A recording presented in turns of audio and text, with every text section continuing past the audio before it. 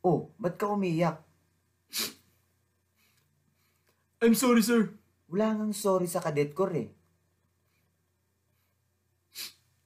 Alam mo ba kung bakit walang I'm sorry sa cadet corps? For those who will find out, sir. Kasi, kapag humingi ka ng tawad, inamin mo sa sarili mo na nagkamali ka. Dito sa academy, yung mga tao, inaasahan nila na ginagawa natin palagi yung tama. Kasi pagdating natin dun, sa labas, sa realidad ng pagiging sundalo, buhay na ng tao yung hawak natin.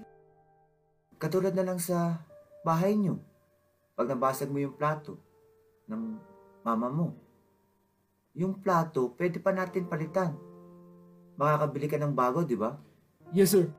Pero sa realidad, yung buhay, pag nawala na, wala na. Hindi na natin maibabalik yung buhay.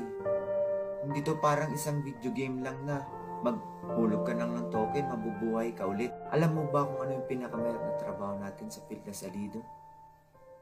It is to lead, sir. To lead? Hindi. Yung pinakamahirap na trabaho natin as leader sa field, is yun yung mag-explain tayo sa pamilya ng mga tauhan nating nawala. Sa ganyang sitwasyon, kaya mo bang humingi ng sorry sa harap ng umiyak na ina? Dahil sa pangyayari na pwede mo namang iwasan. No, sir. Kaya kayo, you should always think of the consequences of your actions, no matter how harsh or light they may be. Pag nagawa nyo, so be it. Panindigan nyo.